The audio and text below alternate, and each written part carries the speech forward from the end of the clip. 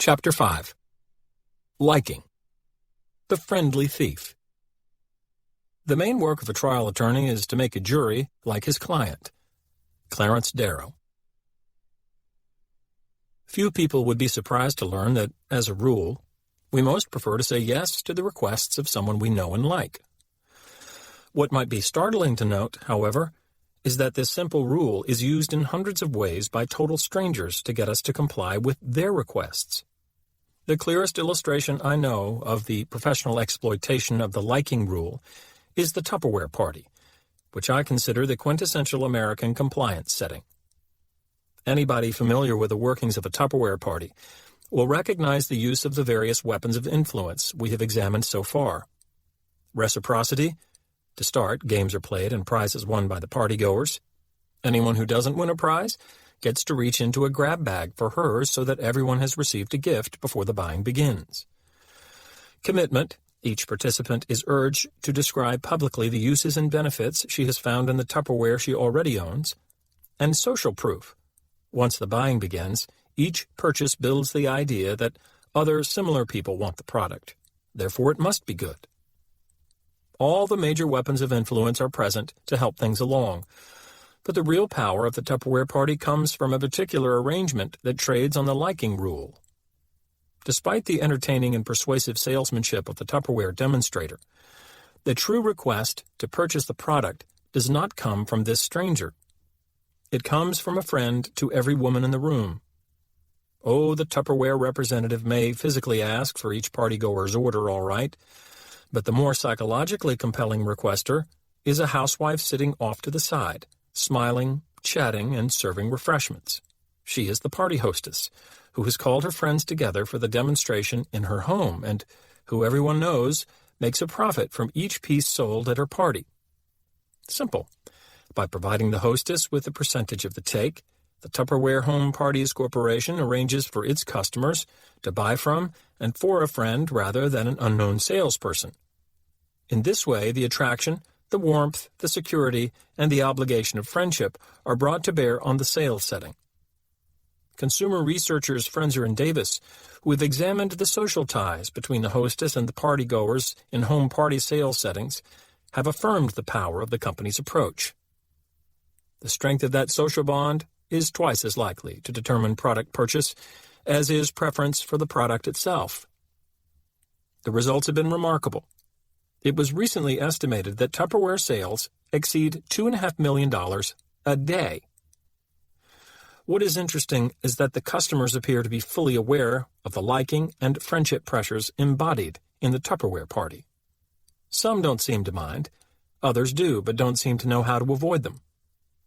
One woman I spoke with described her reactions with more than a bit of frustration in her voice.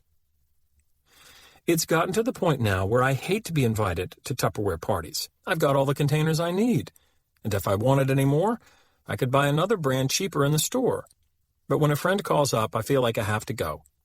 And when I get there, I feel like I have to buy something. What can I do? It's for one of my friends.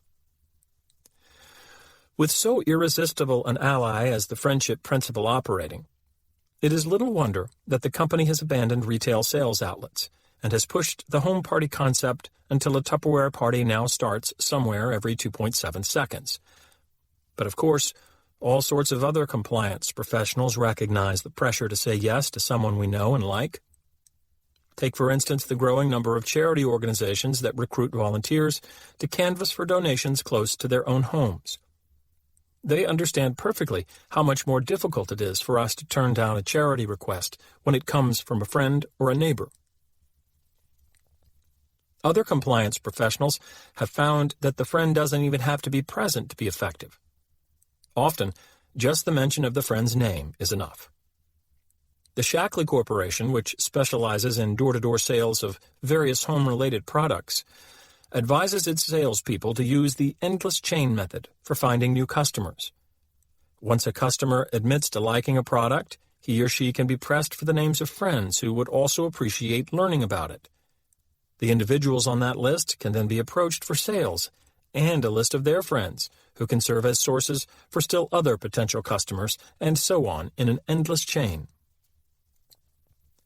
The key to the success of this method is that each new prospect is visited by a salesperson armed with the name of a friend who suggested I call on you. Turning the salesperson away under those circumstances is difficult. It's almost like rejecting the friend. The Shackley Sales Manual insists that employees use this system without fail. It would be impossible to overestimate its value. Phoning or calling on a prospect and being able to say that Mr. So-and-so, a friend of his, felt he would benefit by giving you a few moments of his time is virtually as good as a sale 50% made before you enter. The widespread use by compliance practitioners of the liking bond between friends tells us much about the power of the liking rule to produce assent. In fact, we find that such professionals seek to benefit from the rule even when already formed friendships are not present for them to employ. Under these circumstances, the professional's compliance strategy is quite direct. They first get us to like them. There is a man in Detroit, Joe Girard, who specialized in using the liking rule to sell Chevrolets. He became wealthy in the process, making more than $200,000 a year. With such a salary, we might guess that he was a high-level GM executive or perhaps the owner of a Chevrolet dealership. But no, he made his money as a salesman on the showroom floor. At what he did, he was phenomenal. For 12 years straight, he won the title as the #1 car salesman. He averaged more than 5 cars and trucks sold every day he worked, and he has been called the world's greatest car salesman by the Guinness Book of World Records. For all his success, the formula he employed was surprisingly simple. It consisted of offering people just 2 things: a fair price and someone they liked to buy from. And that's it, he claimed in an interview. Finding the salesman they like, plus the price, put them both together, and you get a deal. Fine. The Joe Girard formula tells us how vital the liking rule is to his business, but it doesn't tell us nearly enough. For one thing, it doesn't tell us why customers liked him more than some other salesperson who offered a fair price. There is a crucial and fascinating general question that Joe's formula leaves unanswered. What are the factors that cause one person to like another person? If we knew that answer, we would be a long way toward understanding how people such as Joe can so successfully arrange to have us like them, and conversely, how we might successfully arrange to have others like us. Fortunately, social scientists have been asking the question for decades. Their accumulated evidence has allowed them to identify a number of factors that reliably cause liking. And as we will see, each is cleverly used by compliance professionals to urge us along the road to yes. Physical attractiveness. Although it is generally acknowledged that good-looking people have an advantage in social interaction, recent findings indicate that we may have sorely underestimated the size and reach of that advantage. There seems to be a click-whir response to attractive people. Like all click-whir reactions, it happens automatically without forethought. The response itself falls into a category that social scientists call halo effects. A halo effect occurs when one positive characteristic of a person dominates the way that person is viewed by others. And the evidence is now clear that physical attractiveness is often such a characteristic. Research has shown that we automatically assign to good-looking individuals such favorable traits as talent, kindness, honesty, and intelligence. Furthermore, we make these judgments without being aware that physical attractiveness plays a role in the process. Certain of the consequences of this unconscious assumption that good-looking equals good scare me. For example, a study of the Canadian federal elections found that attractive candidates received more than 2.5 times as many votes as unattractive candidates. Despite such evidence of favoritism toward handsome politicians, follow-up research demonstrated that voters do not realize their bias. In fact, 73% of Canadian voters surveyed denied in the strongest possible terms that their votes had been influenced by physical appearance. Only 14% even allowed for the possibility of such influence. A similar effect has been found in hiring situations. In one study, good grooming of applicants in a simulated employment interview accounted for more favorable hiring decisions than did job qualifications. This, even though the interviewers claimed that appearance played a small role in their choices.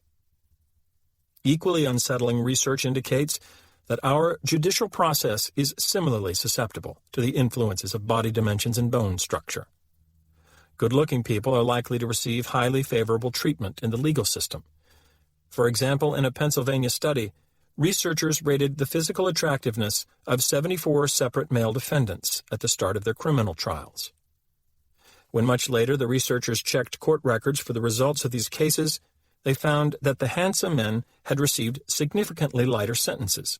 In fact, the attractive defendants were twice as likely to avoid jail as the unattractive ones. In another study, this one on the damages awarded in a staged negligence trial, a defendant who was better looking than his victim was assessed an average amount of $5,623. But when the victim was the more attractive of the two, the average compensation was $10,051. What's more, both male and female jurors exhibited the attractiveness-based favoritism. Other experiments have demonstrated that attractive people are more likely to obtain help when in need and are more persuasive in changing the opinions of an audience. Here, too, both sexes respond in the same way. In the helping study, for instance, the better-looking men and women received aid more often, even from members of their own sex. A major exception to this rule might be expected to occur, of course, if the attractive person is viewed as a direct competitor, especially a romantic rival. Short of this qualification, though, it is apparent that good-looking people enjoy an enormous social advantage in our culture. They are better liked, more persuasive, more frequently helped, and seen as possessing better personality traits and intellectual capacities. And it appears that the social benefits of good looks begin to accumulate quite early. Research on elementary school children shows that adults view aggressive acts as less naughty when performed by an attractive child, and that teachers presume good-looking children to be more intelligent than their less attractive classmates. It is hardly any wonder, then, that the halo of physical attractiveness is regularly exploited by compliance professionals. Because we like attractive people, and because we tend to comply with those we like, it makes sense that sales training programs include grooming hints, that fashionable clothiers select their floor staffs from among the good-looking candidates, and that con men are handsome, and con women pretty. Similarity. But what if physical appearance is not much at issue? After all, most people possess average looks. Are there other factors that can be used to produce liking? As both researchers and compliance professionals know, there are several, and one of the most influential is similarity. We like people who are similar to us.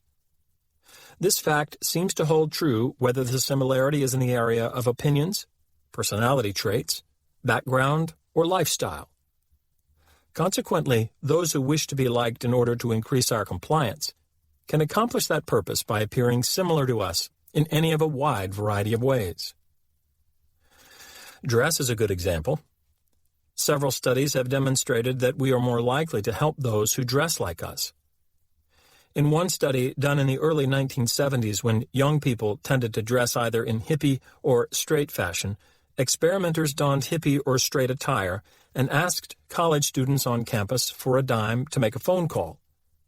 When the experimenter was dressed in the same way as the student, the request was granted in more than 2/3 of the instances. But when the student and requester were dissimilarly dressed, the dime was provided less than half the time. Another experiment shows how automatic our positive response to similar others can be. Marchers in an anti-war demonstration were found to be not only more likely to sign the petition of a similarly dressed requester, but also to do so without bothering to read it first. Click, whir.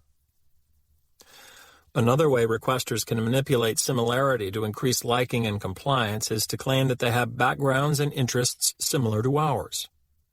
Car salesmen, for example, are trained to look for evidence of such things while examining the customer's trade-in. If there is camping gear in the trunk, the salesman might mention later on how he loves to get away from the city whenever he can. If there are golf balls in the back seat, he might remark that he hopes the rain will hold off until he can play the 18 holes he has scheduled for later in the day. If he notices that the car was purchased out of state, he might ask where the customer is from and report with surprise that he or his wife was born there too. As trivial as these similarities may seem, they appear to work. One researcher who examined the sales records of insurance companies found that customers were more likely to buy insurance when the salesperson was like them in such areas as age, religion, politics, and cigarette smoking habits. Because even small similarities can be effective in producing a positive response to another, and because a veneer of similarity can be so easily manufactured, I would advise special caution in the presence of requesters who claim to be just like you.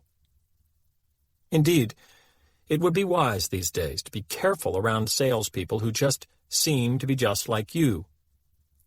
Many sales training programs now urge trainees to mirror and match the customer's body posture, mood, and verbal style, as similarities along each of these dimensions have been shown to lead to positive results. Compliments. Actor McLean Stevenson once described how his wife tricked him into marriage. She said she liked me. Although designed for a laugh, the remark is as much instructive as humorous. The information that someone fancies us can be a bewitchingly effective device for producing return liking and willing compliance. So, often in terms of flattery or simple claims of affinity, we hear positive estimation from people who want something from us. Remember Joe Girard, the world's greatest car salesman, who says the secret of his success was getting customers to like him? He did something that, on the face of it, seems foolish and costly. Each month, he sent every one of his more than 13,000 former customers a holiday greeting card containing a personal message. The holiday greeting changed from month to month, Happy New Year or Happy Thanksgiving, etc., but the message printed on the face of the card never varied. It read, "I like you." As Joe explained it, "There's nothing else on the card, nothing but my name. I'm just telling them that I like them." I like you. It came in the mail every year, 12 times a year, like clockwork. I like you on a printed card that went off to 13,000 other people too. Could a statement of liking so impersonal, so obviously designed to sell cars, really work? Joe Girard thinks so. And a man as successful as he was at what he did deserves our attention. Joe understands an important fact about human nature. We are phenomenal suckers for flattery. Although there are limits to our gullibility, especially when we can be sure that the flatterer is trying to manipulate us, we tend, as a rule, to believe praise and to like those who provide it, oftentimes when it is clearly false. An experiment done on men in North Carolina shows how helpless we can be in the face of praise. The men in the study received comments about themselves from another person who needed a favor from them. Some of the men got only positive comments, some got only negative comments, and some got a mixture of good and bad. There were 3 interesting findings. First, the evaluator who provided only praise was liked best by the men.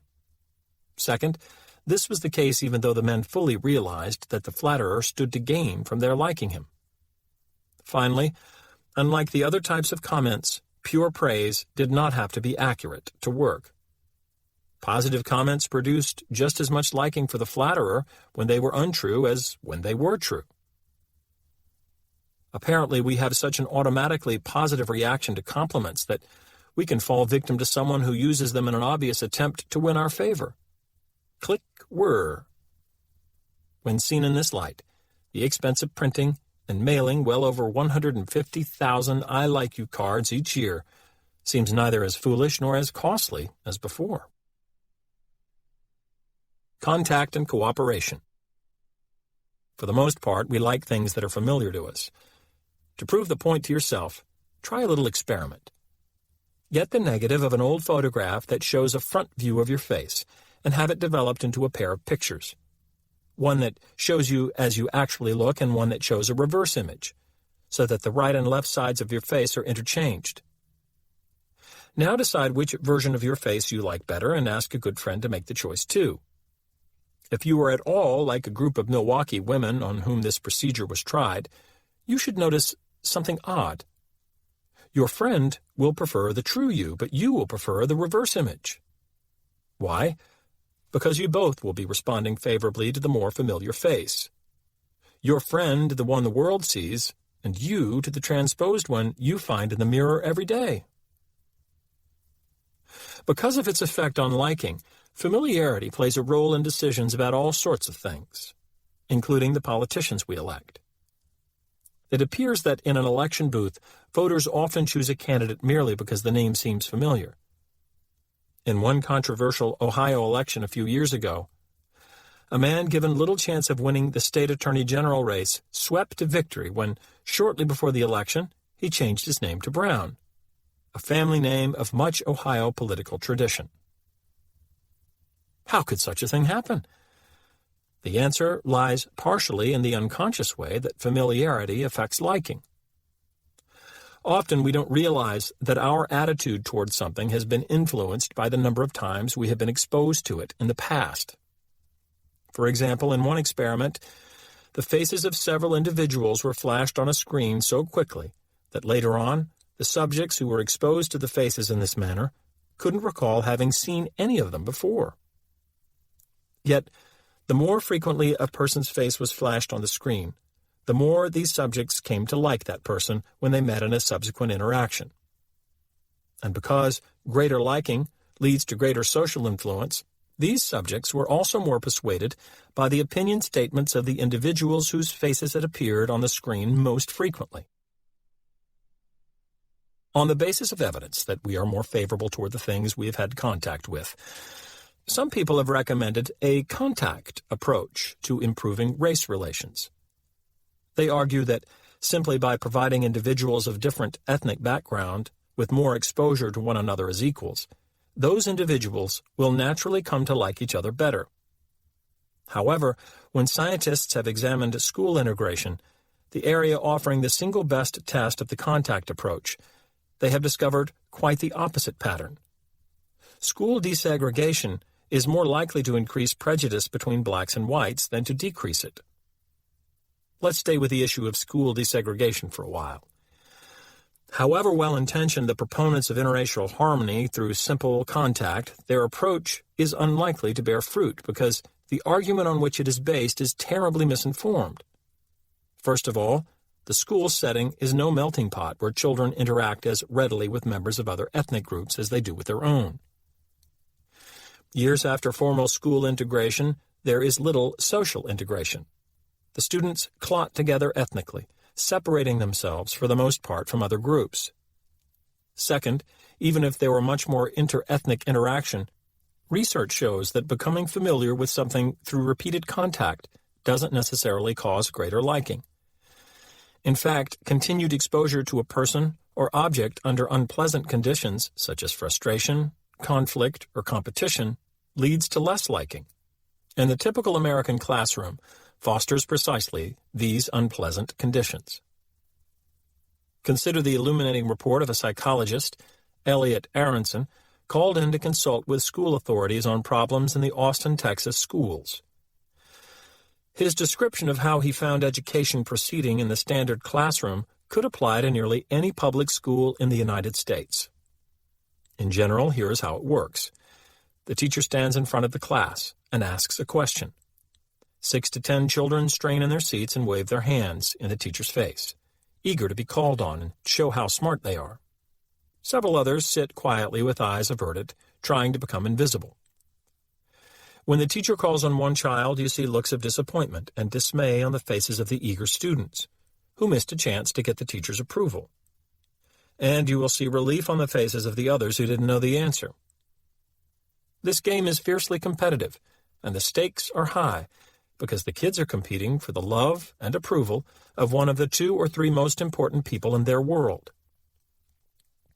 Further, this teaching process guarantees that the children will not learn to like and understand each other. Conjure up your own experience. If you knew the right answer and the teacher called on someone else, you probably hoped that he or she would make a mistake so that you would have a chance to display your knowledge. If you were called on and failed, or if you didn't even raise your hand to compete, you probably envied and resented your classmates who knew the answer. Children who fail in this system become jealous and resentful of the successes, putting them down as teachers' pets or even resorting to violence against them in the schoolyard. The successful students, for their part, often hold the unsuccessful children in contempt, calling them dumb or stupid. This competitive process does not encourage anyone to look benevolently and happily upon his fellow students. Should we wonder, then, why raw school desegregation, whether by enforced busing, district rezoning, or school closures, so frequently produces increased rather than decreased prejudice? When our own children find their pleasant social and friendship contacts within their own ethnic boundaries and get repeated exposure to other groups only in the competitive cauldron of the classroom, we might expect as much. Are there available solutions to this problem? One possibility might be to end our attempts at school integration, but that hardly seems workable. Even were we to ignore the inevitable legal and constitutional challenges and the disruptive societal wrangle such a retreat would provoke, there are solid reasons for pursuing classroom integration. For instance, although white students' achievement levels remain steady, it is 10 times more likely that the academic performance of minority students will significantly increase rather than significantly decline after desegregation. We must be cautious in our approach to school desegregation, not to throw out the baby because it is sitting in some dirty bathwater. The idea, of course, is to jettison just the water, leaving the baby shining from the bath. Right now, though, our baby is soaking in the schmutzwasser of increased racial hostility. Fortunately, real hope for draining away that hostility is emerging from the research of education specialists into the concept of cooperative learning. Because much of the heightened prejudice from classroom desegregation seems to stem from increased exposure to outside group members as rivals, these educators have experimented with forms of learning in which cooperation rather than competition with classmates is central. Off to camp. To understand the logic of the cooperative approach, it helps to re-examine the fascinating 3 decades-old research program of Turkish-born social scientist Muzaffer Sherif. Intrigued with the issue of intergroup conflict, Sherif decided to investigate the process as it developed in boys' summer camps. Although the boys never realized that they were participants in an experiment, Sherif and his associates consistently engaged in artful manipulations of the camp's social environment to observe the effects on group relations. It didn't take much to bring on certain kinds of ill will.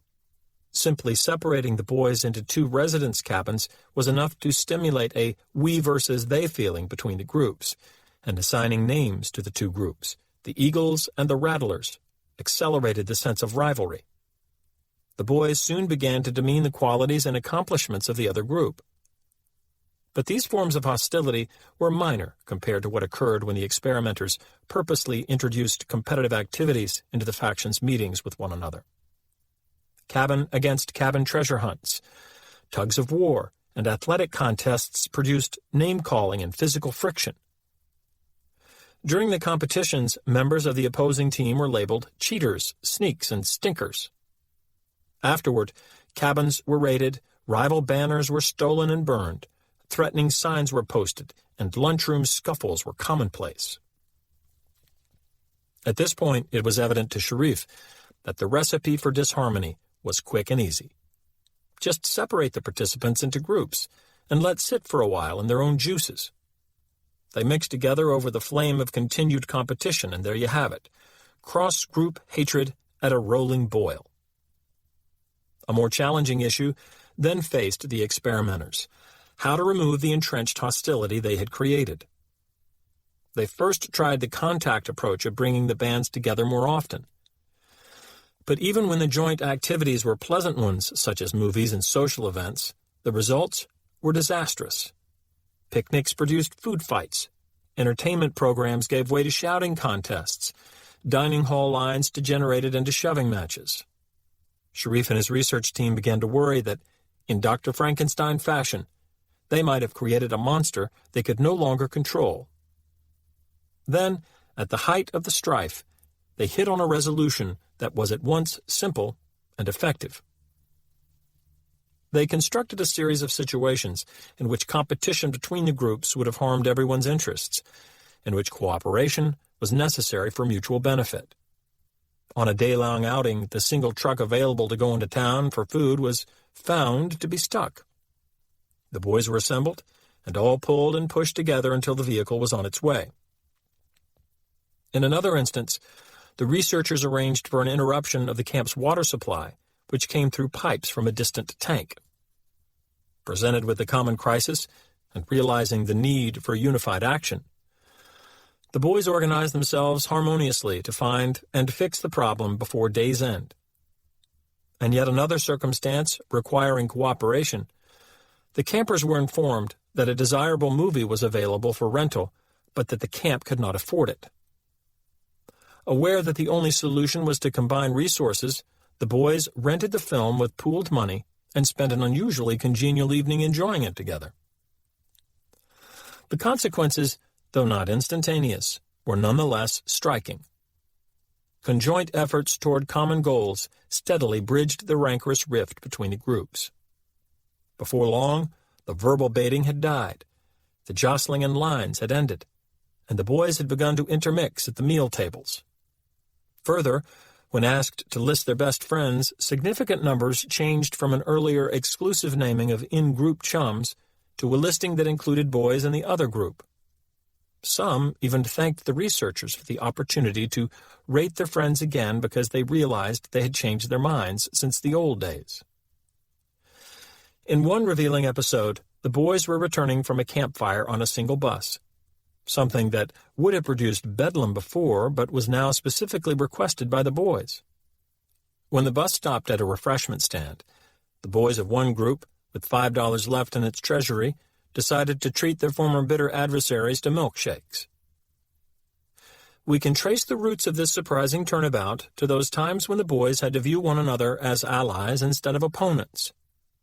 The crucial procedure was the experimenters' imposition of common goals on the groups. It was the cooperation required to achieve these goals that finally allowed the rival group members to experience one another as reasonable fellows, valued helpers and friends. And when success resulted from the mutual efforts, it became especially difficult to maintain feelings of hostility toward those who had been teammates in the triumph. Back to school. In the welter of racial tensions that followed school desegregation, certain educational psychologists began to see the relevance to the classroom in Sharif's findings. If only the learning experience there could be modified to include at least occasional inter-ethnic cooperation toward mutual successes, perhaps cross-group friendships would have a place to grow. Although similar projects have been underway in various states, an especially interesting approach in this direction, termed the Jigsaw Classroom, was developed by Elliot Aronson and his colleagues in Texas and California. The essence of the Jigsaw route to learning is to require that students work together to master the material scheduled for an upcoming examination. This is accomplished by forming students into cooperating teams and giving each student only one part of the information, one piece of the puzzle necessary to pass the test. Under this system, the students must take turns teaching and helping one another. Everyone needs everyone else to do well. Like Sharif's campers working on tasks that could be successfully accomplished only conjointly, the students became allies rather than enemies. When tried in recently desegregated classrooms, the Jigsaw approach has generated impressive results. Studies have shown that compared to other classrooms in the same school using the traditional competitive method, Jigsaw learning stimulated significantly more friendship and less prejudice between ethnic groups. Besides this vital reduction in hostility, there were other advantages. Self-esteem, liking for school, and test scores improved for minority students. And the white students benefited too. Their self-esteem and liking for school went up, and their test performance was at least as high as that of whites in the traditional classes. Gains such as these cry out for more detailed explanation. what exactly goes on in the jigsaw classroom to account for effects we had long ago lost hope of attaining in the public schools? A case study provided by Aronson helps us to understand better. It relates the experience of Carlos, a young Mexican-American boy, who found himself in a jigsaw group for the first time. Carlos's job was to learn and then convey to his team information on the middle years of Joseph Pulitzer. A test on the famous newspaperman's life would soon face each group member. Aronson tells what happened. Carlos was not very articulate in English, his second language, and because he was often ridiculed when he had spoken up in the past, he had learned over the years to keep quiet in class. We might even say that Carlos and the teacher had entered into a conspiracy of silence. He would become anonymous, buried in the bustle of classroom activity, and not be embarrassed by having to stumble over answers. She, in turn, would not call on him. Her decision probably came from the purest of motives. She didn't want to humiliate him or watch the other kids make fun of him. But by ignoring Carlos, the teacher had in effect written him off. She was implying that he was not worth bothering with. At least that was the message the other kids got. If the teacher wasn't calling on Carlos, it must be because Carlos is stupid. It is likely that Carlos himself came to the same conclusion. Naturally, Carlos was quite uncomfortable with the new system, which required him to talk to his group mates. He had a great deal of trouble communicating his paragraph. He stammered, hesitated, and fidgeted. The other kids were not helpful at all. They reacted out of their old, overlearned habit. When a kid stumbles, especially one they think is stupid, they resort to ridicule and teasing. "Aw, you don't know it," accused Mary. "You're dumb. You're stupid. You don't know what you're doing." One of us, assigned to observe the group process, would intervene with a bit of advice when she overheard such comments. "Okay, you can tease him if you want to," she said, "and that might be fun for you, but it's not going to help you learn about Joseph Pulitzer's middle years. The exam will take place in about an hour." Notice how she changed the reinforcement contingencies. Now Mary doesn't gain much from putting Carlos down, and she stands to lose a great deal. After a few days and several such experiences, it began to dawn on these kids that the only chance they had to learn about Carlos's segment was by paying attention to what Carlos had to say. And with that realization, the kids began to develop into pretty good interviewers, sort of junior Dick Cavitts. Instead of teasing Carlos or ignoring him, they learned to draw him out, to ask the questions that made it easier for him to explain out loud what was in his head. Carlos, in turn, relaxed more, and this improved his ability to communicate. After a couple of weeks, the children concluded that Carlos wasn't nearly as dumb as they thought he was. They saw things in him they hadn't seen before. They began to like him more, and Carlos began to enjoy school more and think of his Anglo classmates not as tormentors, but as friends. There is a tendency, when faced with positive results like those from the jigsaw classroom, to become overly enthusiastic about a single, simple solution to a tenacious problem. Experience should tell us that such problems rarely yield to a simple remedy. That is no doubt true in this case as well. Even within the boundaries of cooperative learning procedures, the issues are complex. Before we can feel truly comfortable with the jigsaw or any similar approach to learning and liking, much more research is needed to determine how frequently, in what size doses, at which ages, and in which sorts of groups cooperative strategies will work. We also need to know the best way for teachers to institute new methods, provided they will institute them at all. After all, not only are cooperative learning techniques a radical departure from the traditional familiar routine of most teachers, they may also threaten the teacher's sense of importance in the classroom by turning over much of the instruction to the students. Finally, we must realize that competition has its place too. It can serve as a valuable motivator of desirable action and an important builder of self-concept. The task then is not to eliminate academic competition, but to break its monopoly in the classroom by introducing regular cooperative successes that include members of all ethnic groups. Despite these qualifications, I cannot help but be encouraged by the evidence to date. When I talk to my students or even my neighbors and friends about the prospects for cooperative learning approaches, I can feel optimism rise in me. The public schools have for so long been the source of discouraging news, sinking test scores, teacher burnout, increasing crime, and, of course, racial conflict. Now there is at least one crack in the gloom, and I find myself genuinely excited about it. What's the point of this digression into the effects of school desegregation on race relations? The point is to make 2 points. First, although the familiarity produced by contact usually leads to greater liking, the opposite occurs if the contact carries distasteful experiences with it. Therefore, when children of different racial groups are thrown into the incessant, harsh competition of the standard American classroom, we ought to see, and we do see, the worsening of hostilities. Second, the evidence that team-oriented learning is an antidote to this disorder may tell us about the heavy impact of cooperation on the liking process. But before we assume that cooperation is a powerful cause of liking, we should first pass it through what, to my mind, is the acid test. Do compliance practitioners systematically use cooperation to get us to like them so we will say yes to their requests? Do they point it out when it exists naturally in a situation? Do they try to amplify it when it exists only weakly? And most instructive of all, do they manufacture it when it is absent? As it turns out, cooperation passes the test with colors flying. Compliance professionals are forever attempting to establish that we and they are working for the same goals, that we must pull together for mutual benefit, that they are, in essence, our teammates. A host of examples is possible. Most are familiar, like the new car salesman who takes our side and does battle with his boss to secure us a good deal.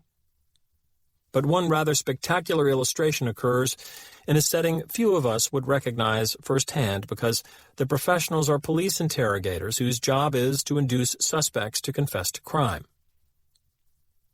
In recent years, the courts have imposed a variety of restrictions on the way police must behave in handling suspected criminals, especially in seeking confessions. Many procedures that in the past led to admissions of guilt can no longer be employed for fear that they will result in a judge's dismissal of the case. As yet, however, the courts have found nothing illegal in the use by the police of subtle psychology. For this reason, criminal interrogations have taken increasingly to the use of such ploys as the one they call good cop, bad cop. Good cop, bad cop works as follows. A young robbery suspect, let's say, who has been advised of his rights and is maintaining his innocence, is brought to a room to be questioned by a pair of officers. One of the officers, either because the part suits him or because it is merely his turn, plays the role of bad cop. Before the suspect even sits down, bad cop curses the son of a bitch for the robbery. For the rest of the session, his words come only with snarls and growls. He kicks the prisoner's chair to emphasize his points. When he looks at the man, he seems to see a mound of garbage. If the suspect challenges bad cop's accusations or just refuses to answer them, bad cop becomes livid. His rage soars. He swears he will do everything possible to assure a maximum sentence. He says he has friends in the district attorney's office who will hear from him of the suspect's non-cooperative attitude and who will prosecute the case hard. At the outset of bad cop's performance, his partner, good cop, sits in the background. Then, slowly, he starts to chip in. First, he speaks only to bad cop, trying to temper the burgeoning anger. "Calm down, Frank, calm down." But bad cop shouts back, "Don't tell me to calm down when he's lying right to my face. I hate these lying bastards."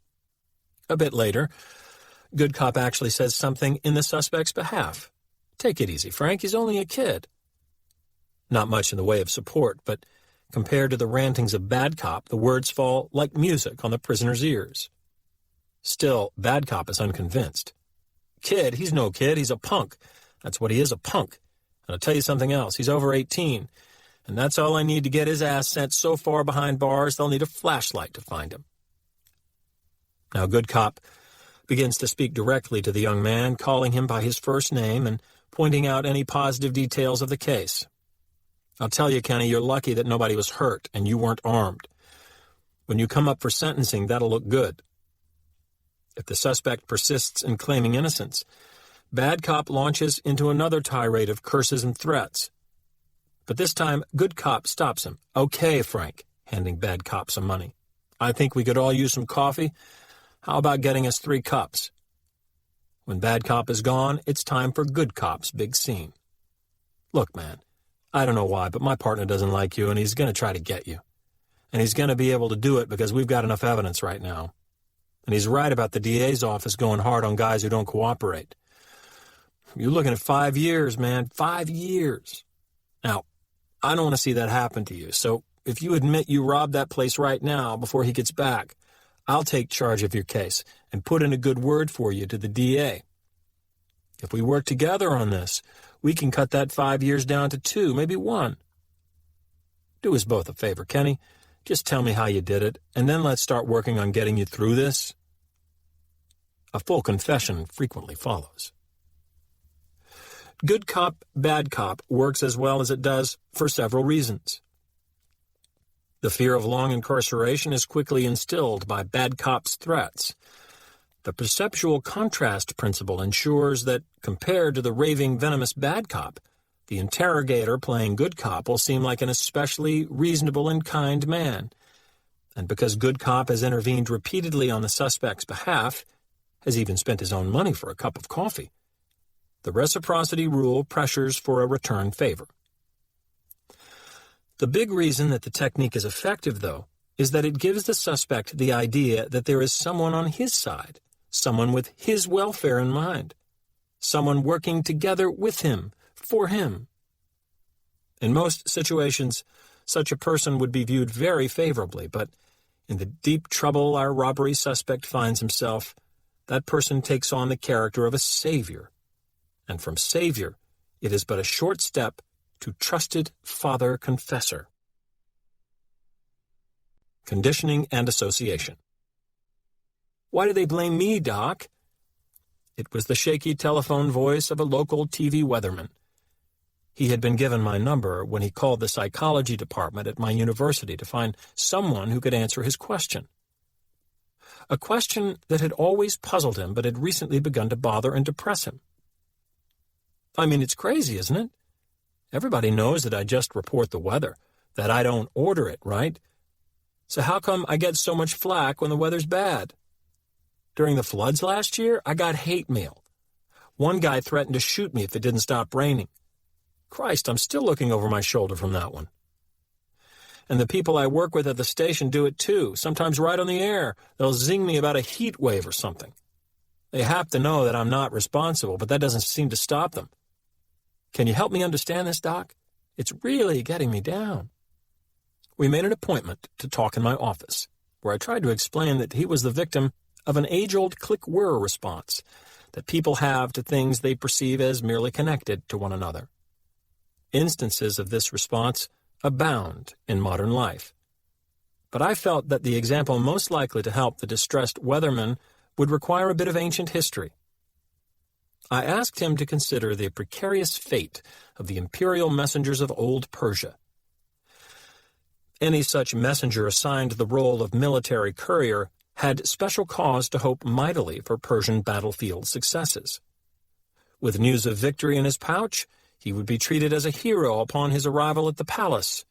The food, drink, and women of his choice were provided gladly and sumptuously.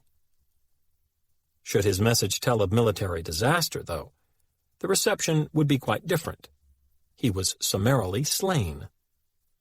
I hoped that the point of this story would not be lost on the weatherman. I wanted him to be aware of a fact that is as true today as it was in the time of ancient Persia, or, for that matter, in the time of Shakespeare, who captured the essence of it with one vivid line. The nature of bad news, he said, infects the teller. There is a natural human tendency to dislike a person who brings us unpleasant information, even when that person did not cause the bad news. The simple association with it is enough to stimulate our dislike. But there was something else I hoped the weatherman would get from the historical examples. Not only was he joined in his predicament by centuries of other tellers, but also compared to some, such as the Persian messengers, he was very well off. At the end of our session, he said something to convince me that he appreciated this point quite clearly. "Doc," he said on his way out, "I feel a lot better about my job now. I mean, I'm in Phoenix where the sun shines 300 days a year, right? Thank God I don't do the weather in Buffalo." The weatherman's parting comment reveals that he understood more than I had told him about the principle that was influencing his viewers' liking for him. Being connected with bad weather does have a negative effect. But on the other side of the coin, being connected with sunshine should do wonders for his popularity. And he was right. The principle of association is a general one, governing both negative and positive connections. An innocent association with either bad things or good things will influence how people feel about us. Weathermen Pay Price for Nature's Curveballs, by David L. Langford, Associated Press. Television weather forecasters make a good living talking about the weather, but when Mother Nature throws a curveball, they duck for cover. Conversations with several veteran prognosticators across the country this week turned up stories of them being whacked by old ladies with umbrellas, accosted by drunks in bars, pelted with snowballs and galoshes, threatened with death, and accused of trying to play God. I had one guy call and tell me that if it snowed over Christmas, I wouldn't live to see New Year's, said Bob Gregory, who has been the forecaster at WTHR-TV in Indianapolis for 9 years.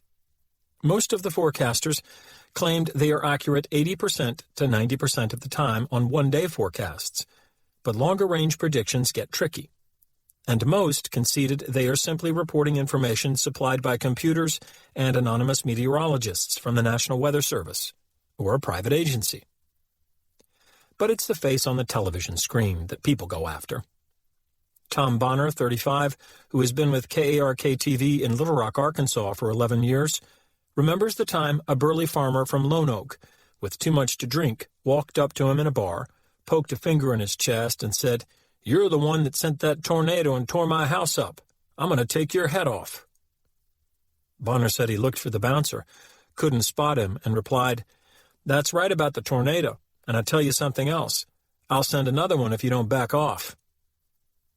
Several years ago, when a major flood left water 10 feet deep in San Diego's Mission Valley, Mike Ambrose of KGTV recalls that a woman walked up to his car, whacked the windshield with an umbrella, and said, "This rain is your fault." Chuck Whitaker of WSBT-TV in South Bend, Indiana, says, "One little old lady called the police department and wanted the weatherman arrested for bringing all the snow." A woman, upset that it had rained for her daughter's wedding, called Tom Jawls of WKBW-TV in Buffalo, New York, to give him a piece of her mind. "She held me responsible and said if she ever met me, she would probably hit me," he said. Sonny Elliott of WJBK-TV, a forecaster in the Detroit area for 30 years, recalls predicting 2 to 4 inches of snow in the city several years ago, and more than 8 came down. To retaliate, his colleagues at the station set up a contraption that rained about 200 galoshes on him while he was giving the forecast the next day. "I've still got the lumps to prove it," he says. Our instruction in how the negative association works seems to have been primarily undertaken by the mothers of our society. Remember how they were always warning us against playing with the bad kids down the street? Remember how they said it didn't matter if we did nothing bad ourselves because, in the eyes of the neighborhood, we would be known by the company we kept. Our mothers were teaching us about guilt by association. They were giving us a lesson in the negative side of the principle of association, and they were right. People do assume that we have the same personality traits as our friends. As for the positive associations, it is the compliance professionals who teach the lesson. They are incessantly trying to connect themselves, or their products, with the things we like. Did you ever wonder what all those good-looking models are doing standing around in the automobile ads? What the advertiser hopes they are doing is lending their positive traits, beauty and desirability, to the cars. The advertiser is betting that we will respond to the product in the same ways we respond to the attractive models merely associated with it. And they are right. In one study, men who saw a new car ad that included a seductive young woman model rated the car as faster, more appealing, more expensive-looking, and better designed than did men who viewed the same ad without the model. Yet when asked later, the men refused to believe that the presence of the young woman had influenced their judgments. Because the association principle works so well, and so unconsciously, manufacturers regularly rush to connect their products with the current cultural rage. During the days of the first American moonshot, everything from breakfast drink to deodorant was sold with allusions to the U.S. space program. In Olympiad years, we are told precisely which is the official hairspray and facial tissue of our Olympic teams. During the 1970s, when the magic cultural concept appeared to be naturalness, the natural bandwagon was crowded to capacity. Sometimes the connections to naturalness didn't even make sense. Change your hair color naturally, urged one popular TV commercial. The linking of celebrities to products is another way advertisers cash in on the association principle. Professional athletes are paid to connect themselves to things that can be directly relevant to their roles: sports shoes, tennis rackets, golf balls, or wholly irrelevant: soft drinks, popcorn poppers, pantyhose. The important thing for the advertiser is to establish the connection. It doesn't have to be a logical one, just a positive one. Of course, popular entertainers provide another form of desirability that manufacturers have always paid dearly to tie to their goods. But recently, politicians have caught on to the ability of a celebrity linkage to sway voters. Presidential candidates assemble stables of well-known non-political figures who either actively participate in the campaign or merely lend their names to it. Even at the state and local level, a similar game is played. Take as evidence the comment of a Los Angeles woman I overheard expressing her conflicting feelings about a California referendum to limit smoking in public places. It's a real tough decision. They've got big stars speaking for it, and big stars speaking against it. You don't know how to vote. If politicians are relative newcomers to the use of celebrity endorsements, they are old hands at exploiting the association principle in other ways. For example, congressional representatives traditionally announce to the press the start of federal projects that will bring new jobs or benefits to their home states. This is true even when a representative has had nothing to do with advancing the project, or has in some cases voted against it. While politicians have long strained to associate themselves with the values of motherhood, country, and apple pie, it may be in the last of these connections, to food, that they have been most clever. For instance, it is White House tradition to try to sway the votes of balking legislators over a meal. It can be a picnic lunch, a sumptuous breakfast, or an elegant dinner, but when an important bill is up for grabs, out comes the silverware. And political fundraising these days regularly involves the presentation of food. Notice, too, that at the typical fundraising dinner, the speeches, the appeals for further contributions, and heightened effort never come before the meal is served, only during or after. The advantages to this pairing of the affairs of the table with those of the state are several. For example, time is saved and the reciprocity rule is engaged. The least recognized benefit, however, may be the one uncovered in research conducted in the 1930s by the distinguished psychologist Gregory Razran. Using what he termed the luncheon technique, he found that his subjects became fonder of the people and things they experienced while they were eating. In the example most relevant for our purposes, Razran's subjects were presented with some political statements they had rated once before. At the end of the experiment, after all the political statements had been presented, Razran found that only certain of them had gained in approval, those that had been shown while food was being eaten. And these changes in liking seem to have occurred unconsciously, since the subjects could not remember which of the statements they had seen during the food service. How did Razran come up with the luncheon technique? What made him think it would work? the answer may lie in the dual scholarly roles he played during his career. Not only was he a respected independent researcher, he was also one of the earliest translators into English of the pioneering psychological literature of Russia. It was a literature dedicated to the study of the association principle and dominated by the thinking of a brilliant man, Ivan Pavlov. Although a scientist of varied and elaborated talent, he had, for instance, won a Nobel Prize years earlier for his work on the digestive system. Pavlov's most important experimental demonstration was simplicity itself. He showed that he could get an animal's typical response to food, salivation, to be directed towards something irrelevant to food, a bell, merely by connecting the two things in the animal's mind. If the presentation of food to a dog was always accompanied by the sound of a bell, soon the dog would salivate to the bell alone, even when there was no food to be had. It was not a long step from Pavlov's classic demonstration to Razran's luncheon technique. Obviously, a normal reaction to food can be transferred to some other thing through the process of raw association. Razran's insight was that there are many normal responses to food besides salivation, one of them being a good and favorable feeling.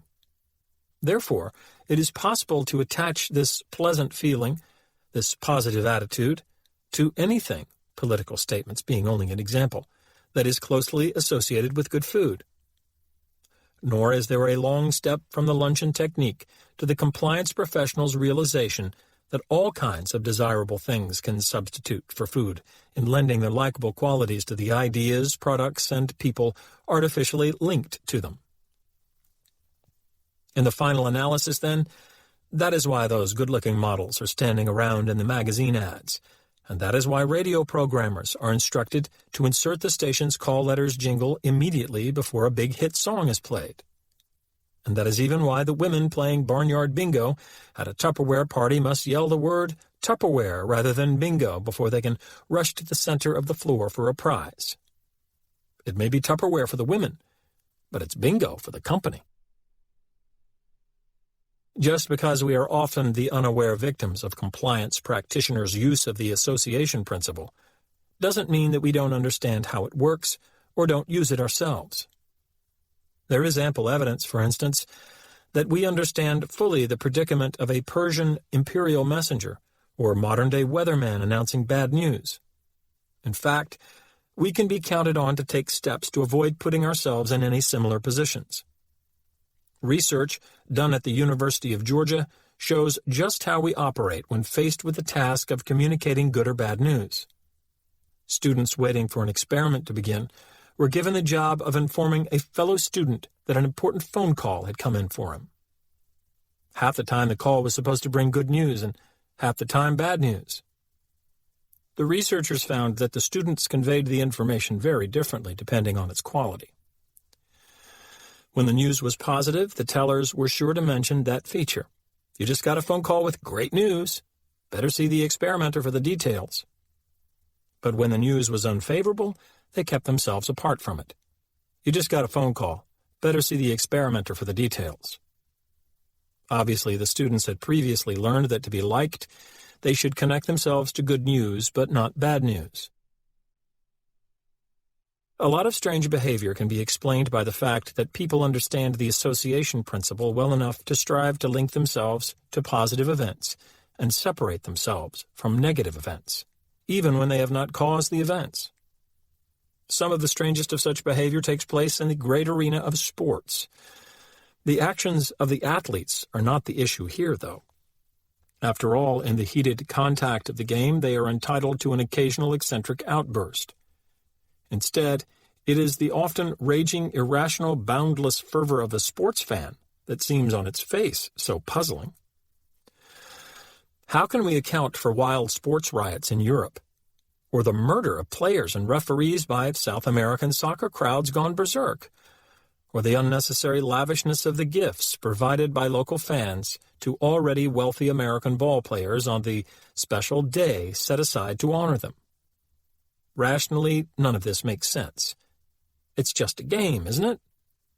Hardly. The relationship between sport and the earnest fan is anything but game-like. It is serious, intense, and highly personal. An apt illustration comes from one of my favorite anecdotes. It concerns a World War II soldier who returned to his home in the Balkans after the war and shortly thereafter stopped speaking. Medical examinations could find no physical cause for the problem. There was no wound, no brain damage, no vocal impairment. He could read, write, understand a conversation, and follow orders, yet he would not talk. Not for his doctors, not for his friends, not even for his pleading family. Perplexed and exasperated, his doctors moved him to another city and placed him in a veterans' hospital, where he remained for 30 years, never breaking his self-imposed silence and sinking into a life of social isolation. Then one day, a radio in his ward happened to be tuned to a soccer match between his hometown team and a traditional rival. When at a crucial point of play the referee called a foul against a player from the man's home team, the mute veteran jumped from his chair, glared at the radio, and spoke his first words in more than 3 decades. "You dumbass," he cried. "Are you trying to give them the match?" With that, he returned to his chair, and to a silence he never again violated. There are 2 important lessons to be derived from this true story. The first concerns the sheer power of the phenomenon. The veteran's desire to have his hometown team succeed was so strong that it alone produced a deviation from his solidly entrenched way of life. Similar effects of sports events on the long-standing habits of fans are far from unique to the back wards of veterans' hospitals. During the 1980 Winter Olympics, after the U.S. hockey team had upset the vastly favored Soviet team, the teetotaling father of the American goaltender, Jim Craig, was offered a flask.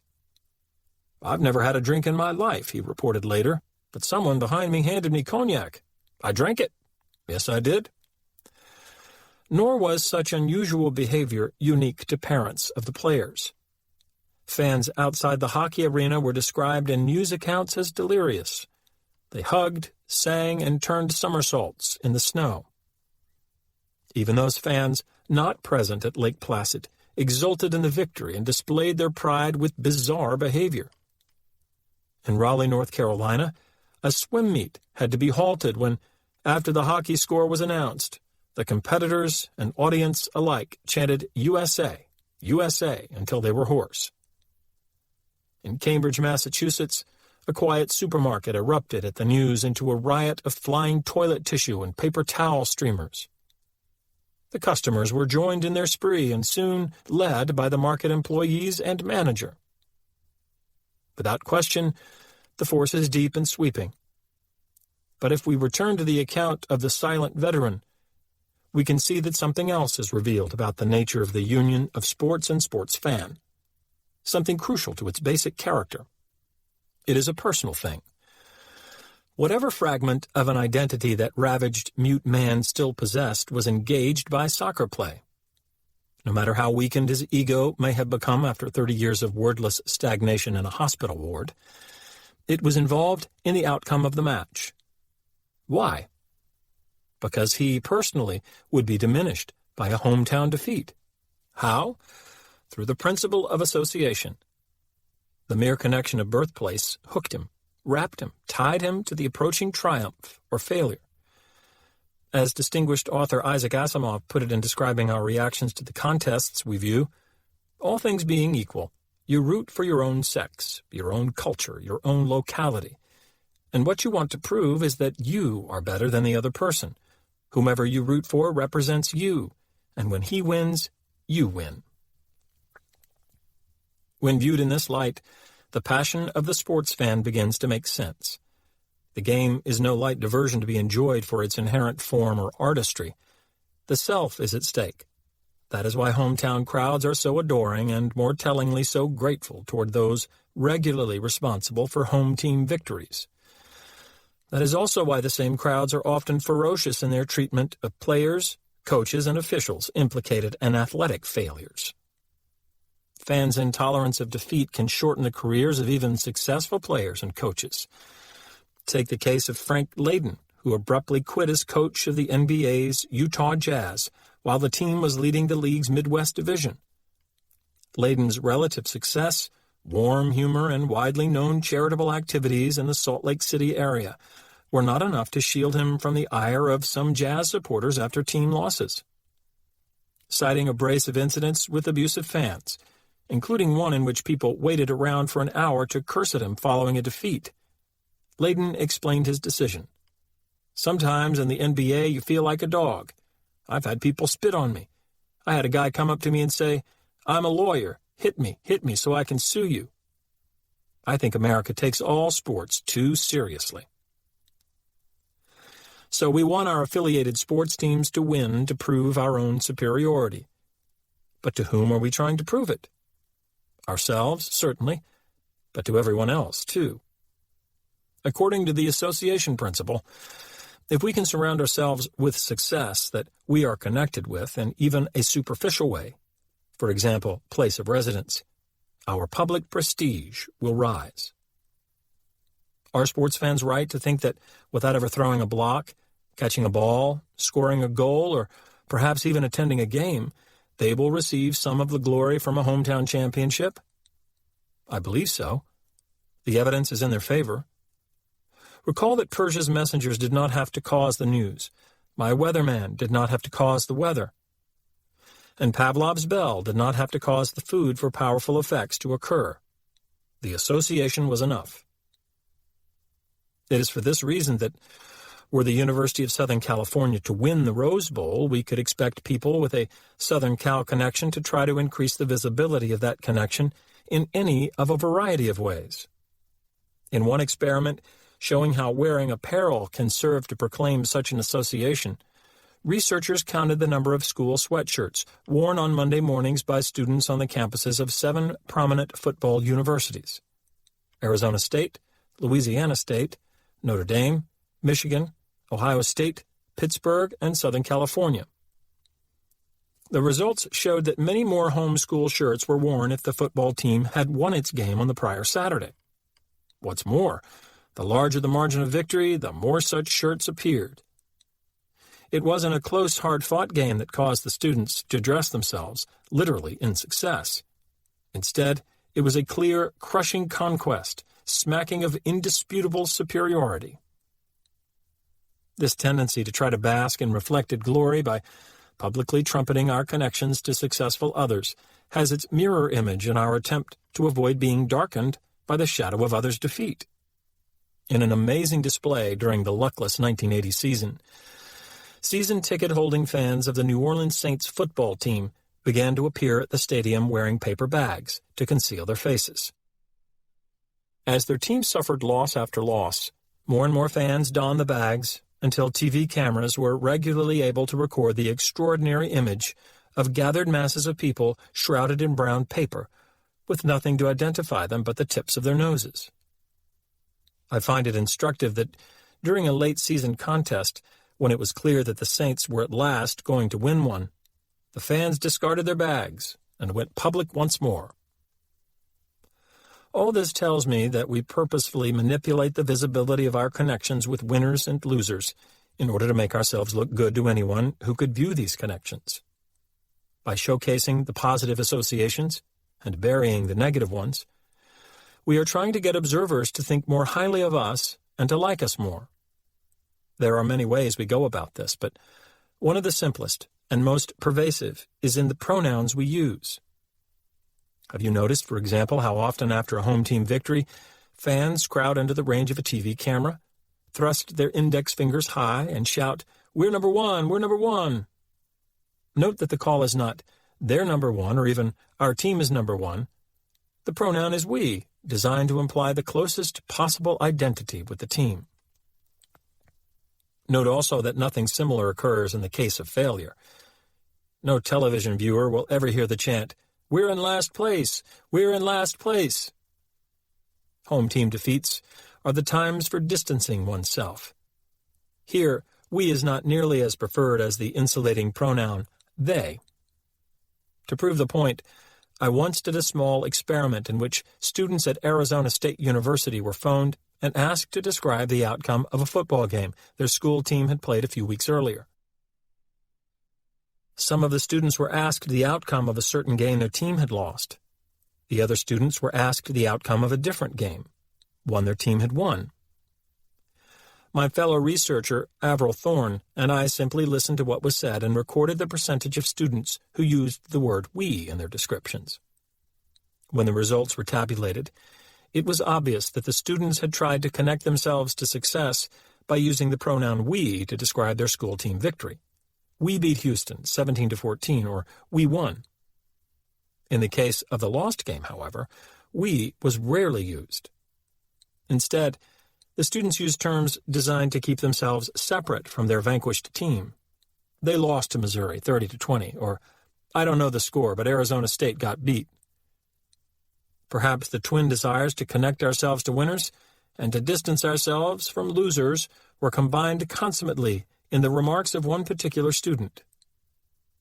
After dryly recounting the score of the home team defeat, Arizona State lost it 30-20, he blurted in anguish, "They threw away our chance for a national championship."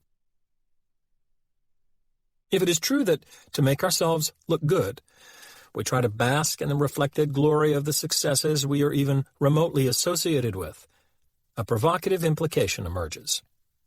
We will be most likely to use this approach when we feel that we don't look so good.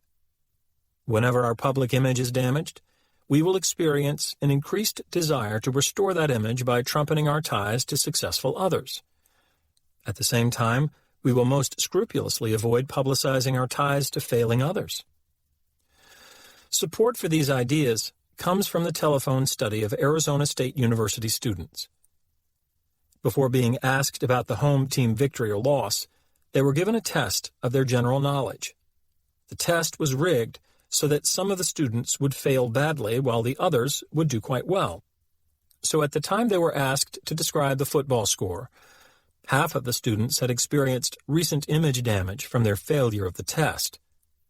These students later showed the greatest need to manipulate their connections with the football team to salvage their prestige. If they were asked to describe the team defeat, only 17% used the pronoun "we" in so doing. If, however, they were asked to describe the win, 41% said "we." The story was very different, though, for the students who had done well on the general knowledge test. They later used "we" about equally, whether they were describing a home team victory, 25%, or defeat, 24%. These students had bolstered their images through their own achievement and didn't need to do so through the achievement of others. This finding tells me that it is not when we have a strong feeling of recognized personal accomplishment that we will seek to bask in reflected glory. Instead, it will be when prestige, both public and private, is low that we will be intent upon using the successes of associated others to help restore image. I think it revealing that the remarkable hubbub following the American hockey team victory in the 1980 Olympics came at a time of recently diminished American prestige. The U.S. government had been helpless to prevent both the holding of American hostages in Iran and the Soviet invasion of Afghanistan. It was a time when, as a citizenry, we needed the triumph of that hockey team, and we needed to display or even manufacture our connections to it. We should not be surprised to learn, for instance, that outside the hockey arena, in the aftermath of the win over the Soviet team, scalpers were getting $100 a pair for ticket stubs. Although the desire to bask in reflected glory exists to a degree in all of us, there seems to be something special about people who would wait in the snow to spend $50 apiece for the shreds of tickets to a game they had not attended, presumably to prove to friends back home that they had been present at the big victory. Just what kind of people are they? Unless I miss my guess, they are not merely great sports aficionados. They are individuals with a hidden personality flaw, a poor self-concept. Deep inside is a sense of low personal worth that directs them to seek prestige not from the generation or promotion of their own attainments, but from the generation or promotion of their associations with others of attainment. There are several varieties of this species that bloom throughout our culture. The persistent name-dropper is a classic example.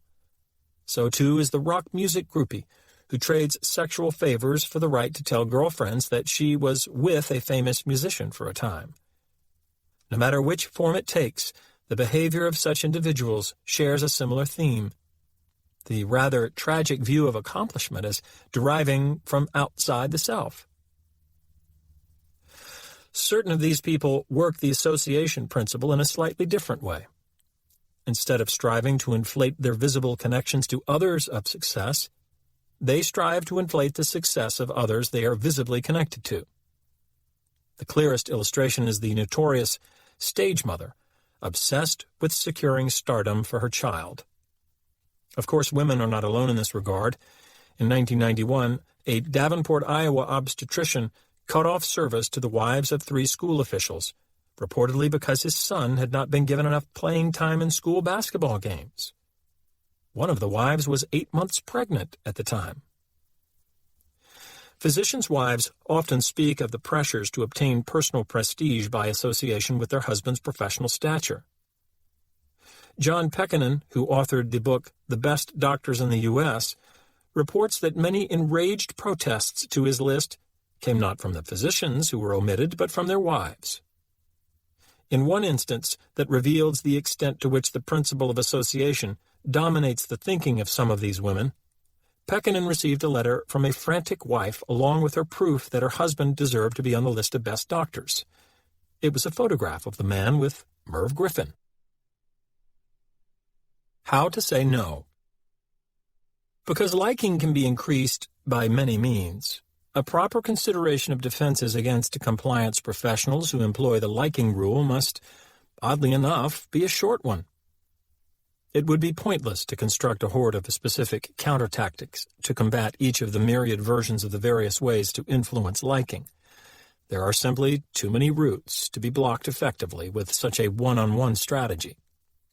Besides, several of the factors leading to liking, physical attractiveness, familiarity, association, have been shown to work unconsciously to produce their effects on us, making it unlikely that we could muster a timely protection against them. Instead, we need to consider a general approach, one that can be applied to any of the liking-related factors to neutralize their unwelcome influence on our compliance decisions. The secret to such an approach may lie in its timing. Rather than trying to recognize and prevent the action of liking factors before they have a chance to work on us, we might be well advised to let them work. Our vigilance should be directed not toward the things that may produce undue liking for a compliance practitioner, but toward the fact that undue liking has been produced. The time to react protectively is when we feel ourselves liking the practitioner more than we should under the circumstances. By concentrating our attention on the effect rather than the causes, we can avoid the laborious, nearly impossible task of trying to detect and deflect the many psychological influences on liking. Instead, we have to be sensitive to only one thing related to liking in our contacts with compliance practitioners: the feeling that we have come to like the practitioner more quickly or more deeply than we would have expected. Once we notice this feeling, we will have been tipped off that there is probably some tactic being used, and we can start taking the necessary countermeasures.